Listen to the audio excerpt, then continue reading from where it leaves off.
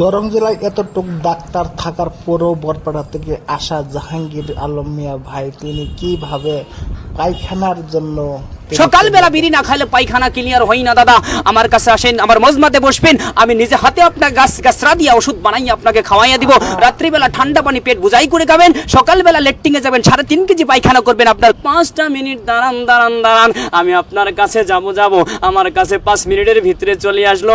একসঙ্গে 2-3 ঘন্টা আড্ডা দিলাম, মনের ভিতরে এত শান্তি লাগলো। হাবুল ভাই আমাদেরকে হোটেলে যখন ভাত খিলাইলো, মনে মনে চিন্তা করে রব্বুল আলামিন, রিজিকের মালিক আল্লাহ তুমি, ও মাওলা, হাবুল ভাই আমাদেরকে ভাত খাওয়াইয়া আমি কোনোদিনও ভাবতাম না আজকে এই শোনিতপুর জেলা হোটেলের মিস্ত্রি আমার খানা ছিল।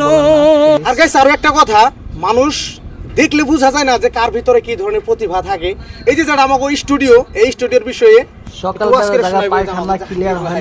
কিভাবে মানে এই স্টুডিওর হিস্টোরি তুমি 1 মিনিটের ভিতরে ব্যক্ত করো।